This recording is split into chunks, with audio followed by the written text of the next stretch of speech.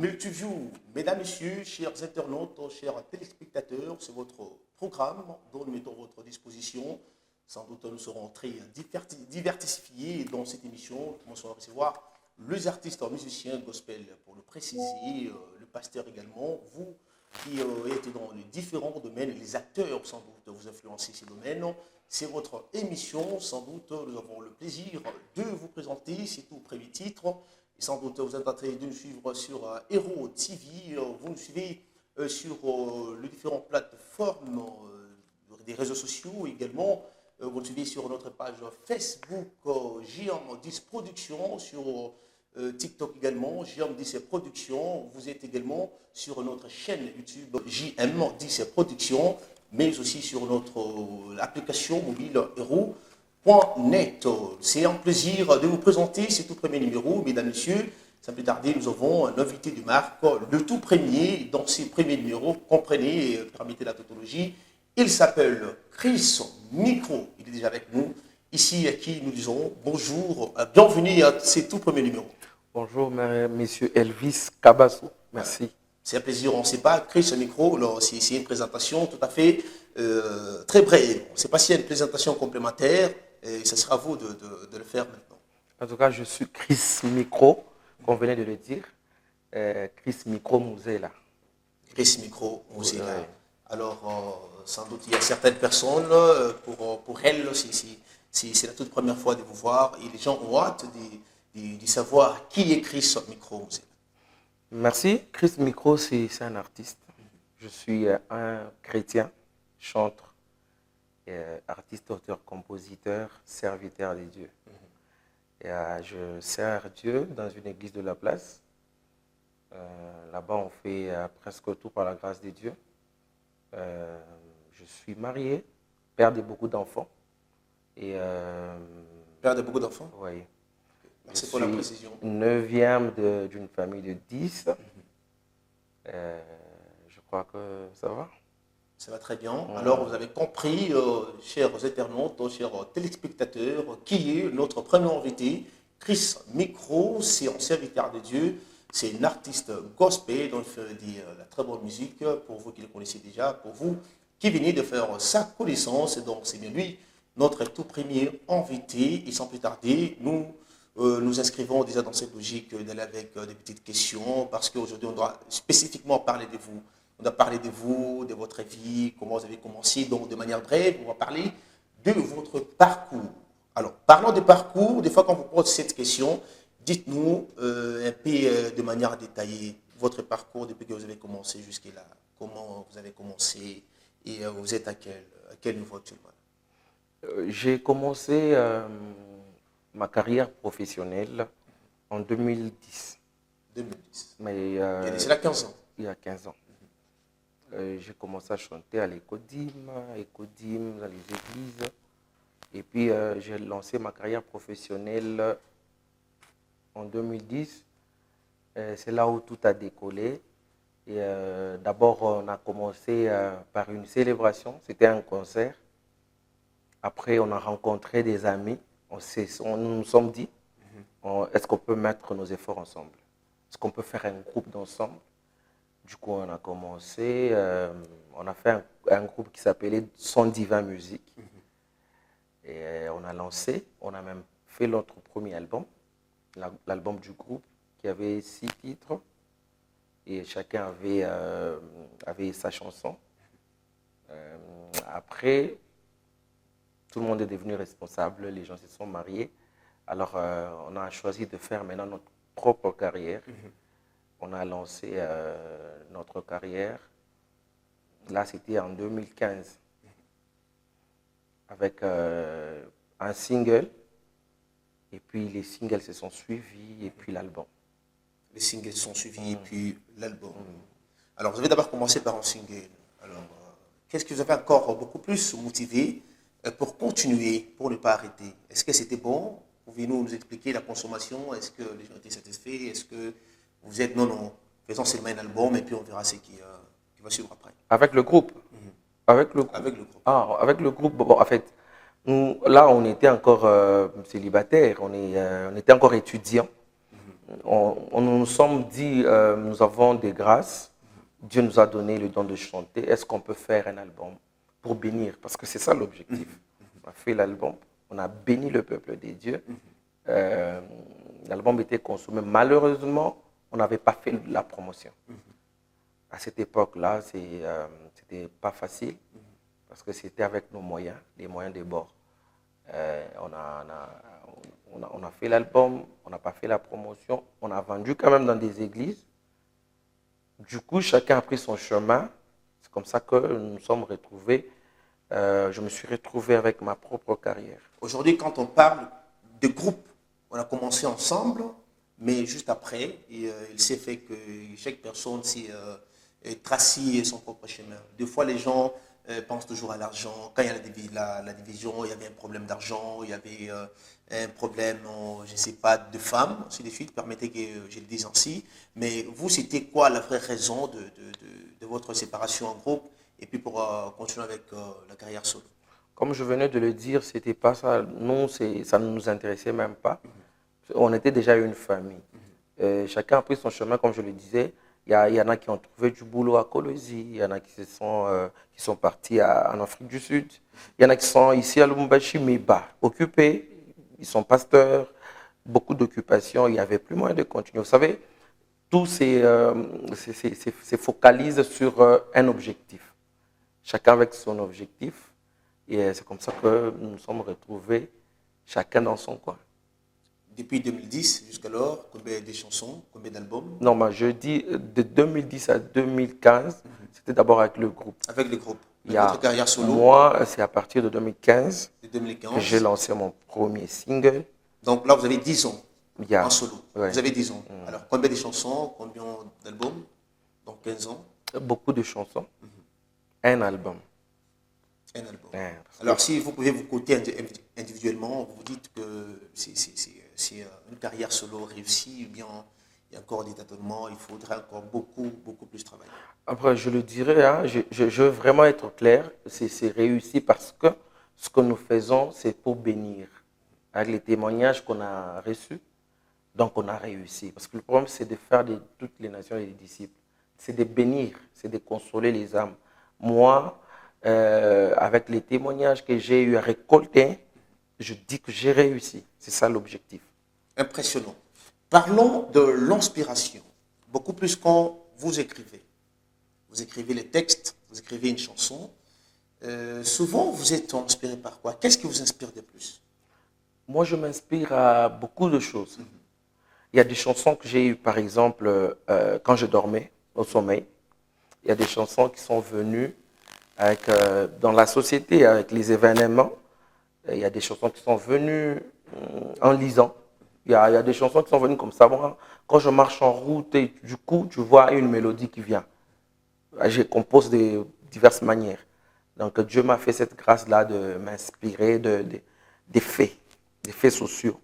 Vous inspirez au sommeil. Il y a, par exemple, un chant qui était venu au sommeil, que j'ai chanté. J'ai même oublié des paroles.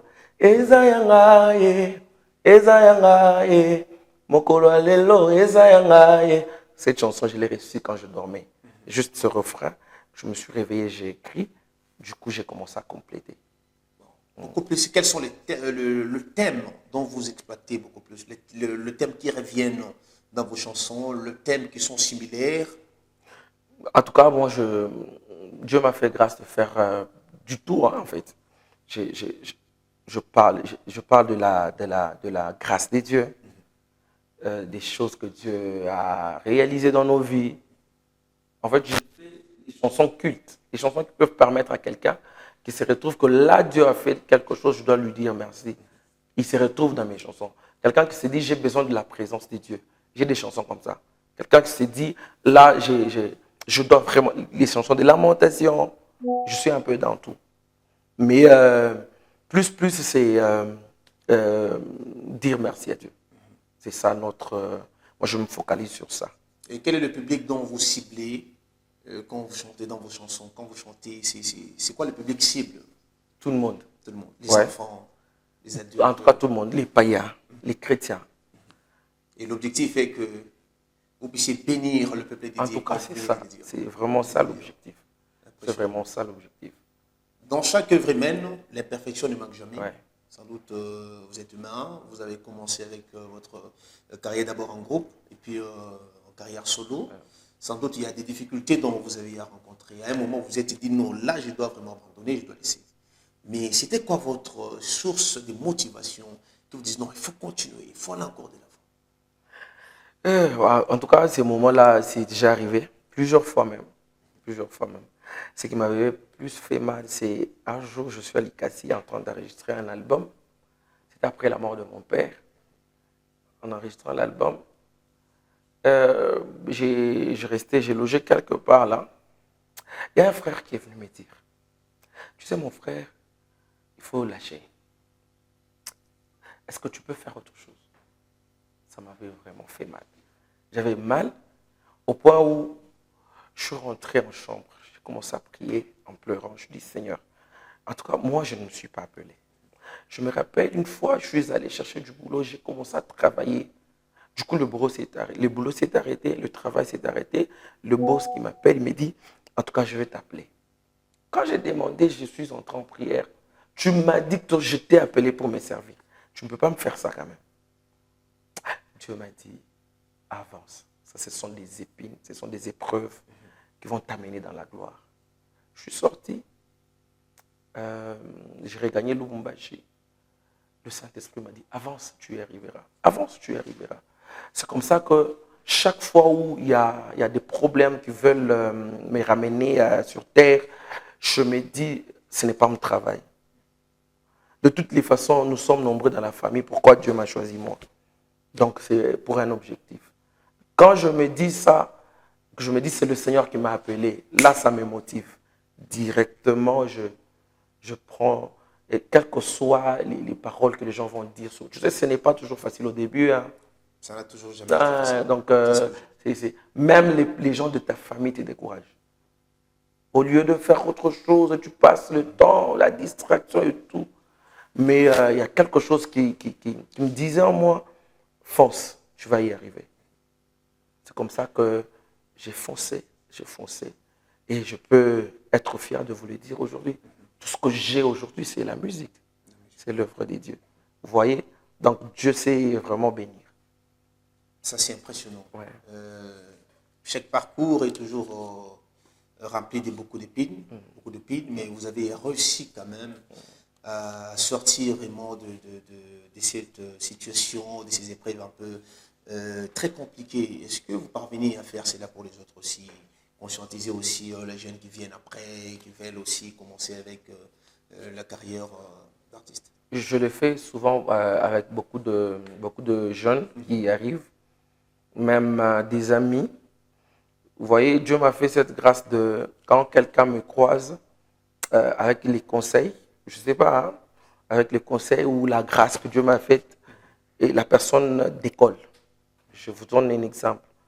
Les gens qui ont déjà travaillé avec moi en featuring, qu'eux ont proposé, pas moi, qu'eux ont proposé, et ça a toujours réussi. Et je vous donne un exemple d'un frère à Likasi, là, c'est Alpha Kalombo. Alpha Kalombo, oui. Vous le connaissez? Alors, la première fois, il m'a appelé. Il m'a entendu chanter. Et j'ai chanté au deuil de mon père à Likasi. Il était impressionné le matin. Il me voit, il me dit, est-ce que tu peux mettre la voix dans ma chanson? Je lui dis, mon frère, je suis en deuil, je n'ai pas la voix. Vous voyez? Il dit, non, en tout cas, s'il vous plaît, aidez-moi. Je suis allé, j'ai posé juste ma voix. C'était à la fin, il y avait un espace là qu'il avait laissé. À la fin, j'ai posé la voix. Je suis rentré à Lubumbashi. L'occasion a fait que je me retrouve encore à Likasi. Je l'ai rencontré, je lui ai dit, qu'est-ce que tu as fait de la chanson? Il a dit, je lui ai dit, tu peux faire un clip. Fais le clip. Et puis il a cherché l'argent, il a fait un clip. J'ai participé dans le clip. Il m'a dit, ok, je vais faire la promotion. Je rentre à Likasi, je trouve qu'il a pris la chanson, il l'a envoyé dans les téléphones de ses frères et puis c'est resté dans la maison. Je lui ai dit, mon frère, ici à Likasi, c'est moins cher. C'est ça un bon prix. Tu peux faire la promotion. 10 $ seulement. Tu manques. J'ai dit, mon cher, va chercher l'argent. Il a demandé, on lui a donné l'argent. Il a fait la promotion. Paf, la chanson a pris. Carton. La chanson a cartonné. Moi, j'étais ici, les gens commencent à m'appeler. J'ai dit, c'est sa chanson. Il a cartonné. C'est de là qu'il est parti. Impressionnant. Et puis, il est devenu prophète, pasteur à une grande église. Impressionnant. Après ce temps-là, il est revenu, je crois, 10 ans après ou 7 ans après.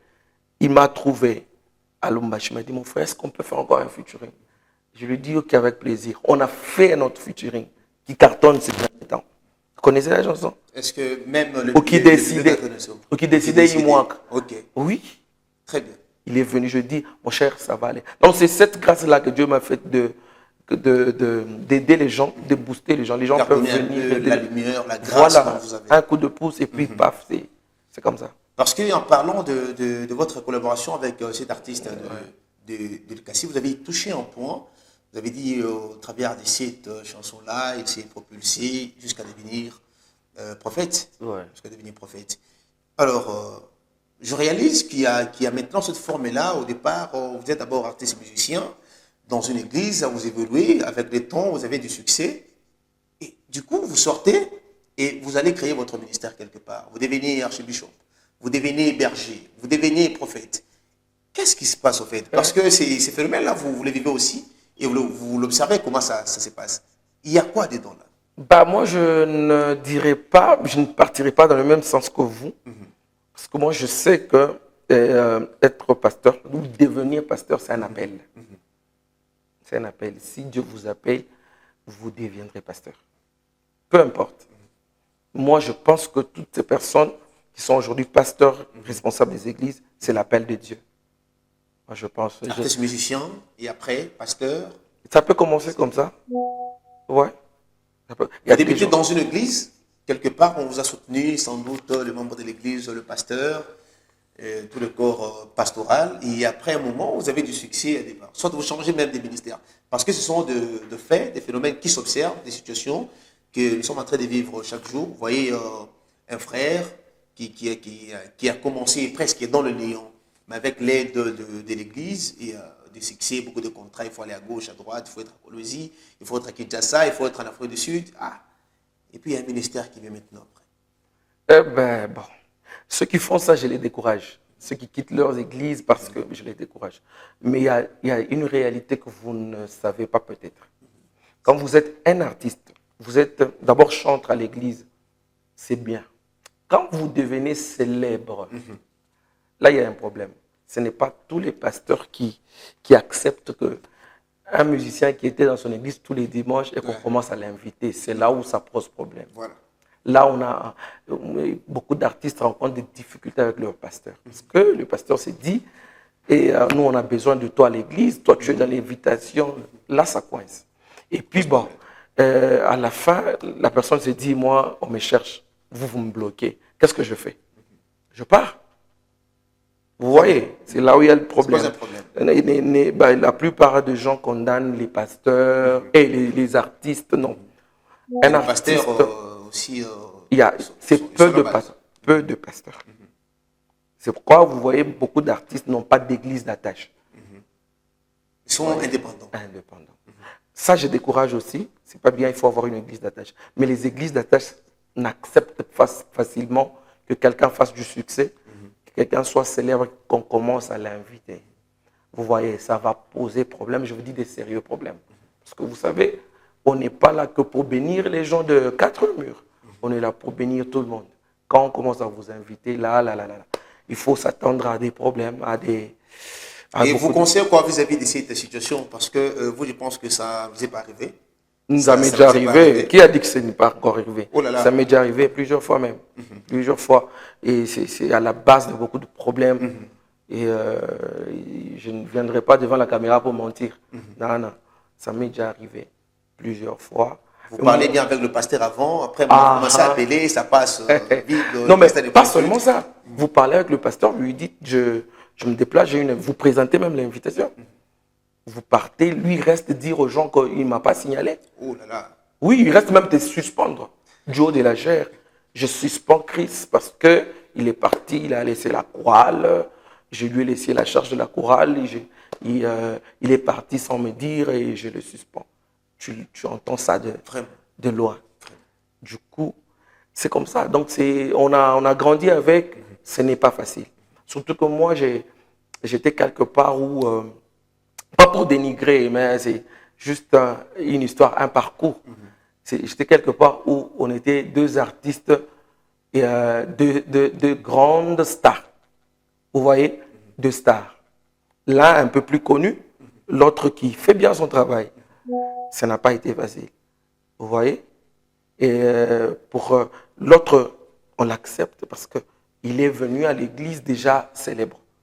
Toi qui as commencé à l'église, tu n'étais pas célèbre. Voilà. Pour qu'on accepte que tu commences, ça n'a pas été facile. Et j'ai souffert de ça. Et gloire à Dieu, Dieu est un Dieu de temps et des circonstances.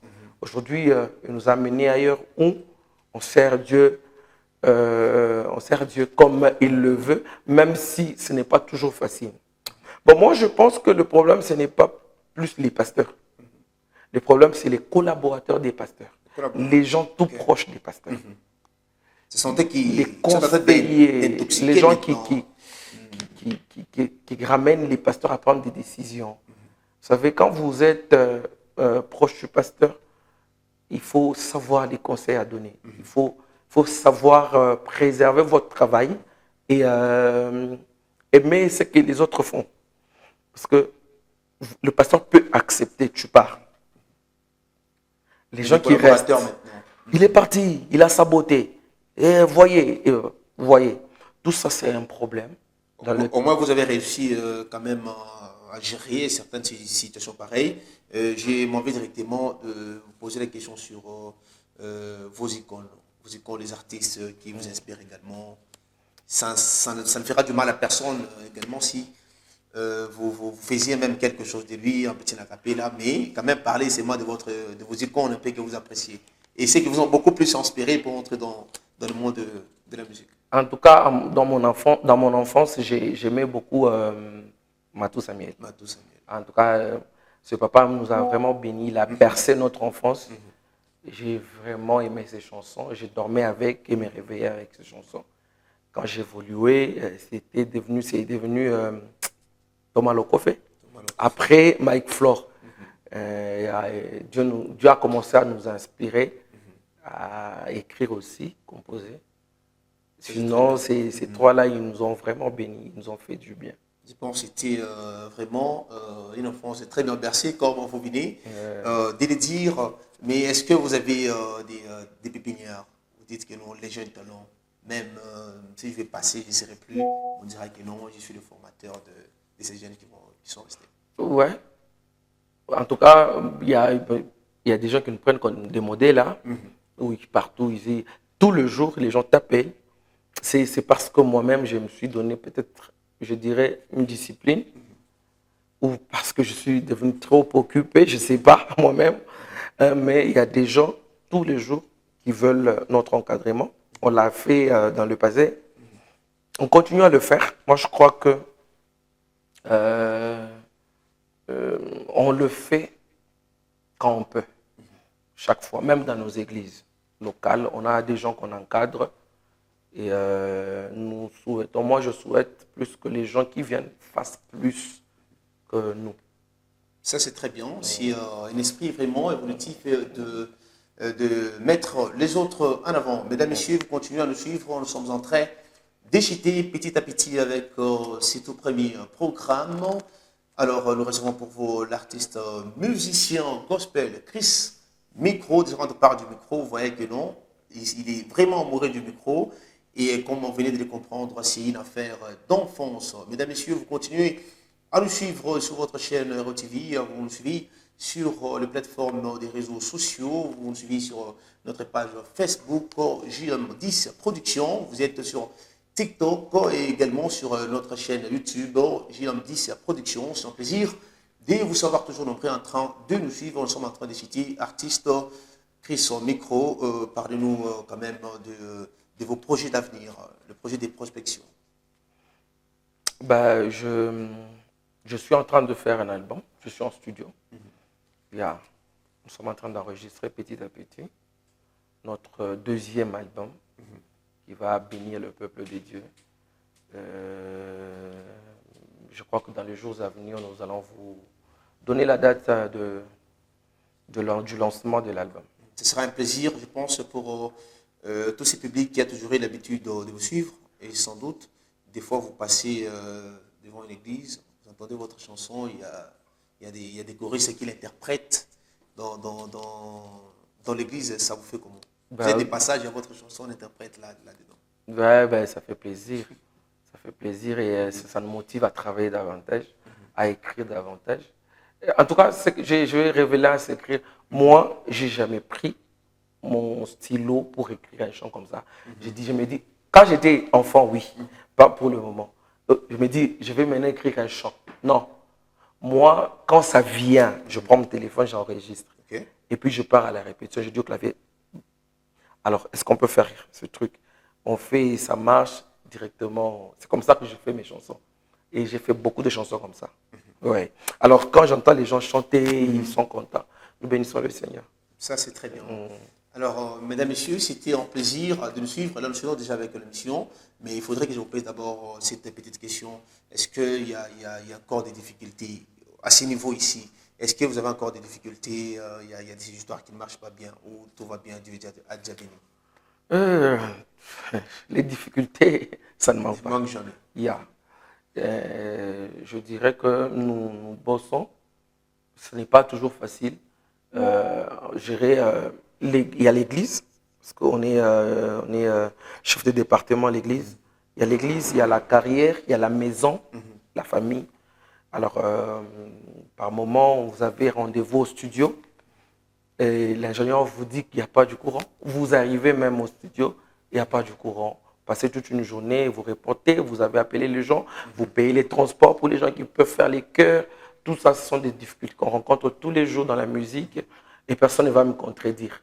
Même ceux qui sont plus célèbres, ça arrive toujours. Vous arrivez où le disque dur a planté. Alors, ce sont des difficultés que nous rencontrons. Mais par la grâce de Dieu, je crois que ça ira. Par la grâce de Dieu, ça ira. Peut-être un numéro de contact, parce que là, nous chutons déjà avec notre mission. Le temps reste le temps. Nous chutons un numéro de contact pour certaines personnes qui peuvent vous contacter. Et sans doute, vous l'avez signifié, vous êtes marié. Alors, ce numéro de contact-là, c'est pour les gens qui aimeraient bien vous soutenir, vous inviter pour des productions. Vous qui venez de nous prendre en diffusion en cours, vous avez déjà signifié qu'il est marié. Vous pouvez le remarquer sur son doigt le majeur. Il y a une bague pour le marié. Alors, un numéro de contact, peut-être pour des invitations, pour certaines personnes qui souhaiteraient bien vous tenir main forte. Alors, merci pour cette précision. Je suis sérieusement marié Sérieusement. à une charmante épouse, ma femme, Dorcas. Et je te salue, gros bisous à toi. Et donc, mon numéro de contact, c'est le plus 243 99 812 814 3. Je réitère, plus 243 99 812 814 3. Pour toutes les personnes qui veulent nous contacter, pour des productions, pour bénir le peuple de Dieu dans les églises, vous êtes les bienvenus. Chris Micro, c'est la fin de cette émission. C'était pour nous un plaisir de vous recevoir et partager avec vous sur votre personne, votre carrière musicale. C'est un plaisir. Et j'espère bien que ça ne sera pas la dernière fois de vous recevoir. En tout cas, le plaisir est partagé. Avant de finir, je peux saluer quelques personnes. Pas de problème. Pas de problème. Alors, je salue maman Viviane, Viviane Massengo, Tcheja, qui est une femme bien. Elle a un grand cœur qui nous soutient chaque fois qu'on a de production. Elle ne se lasse pas de nous soutenir. Merci beaucoup, maman, pour votre cœur.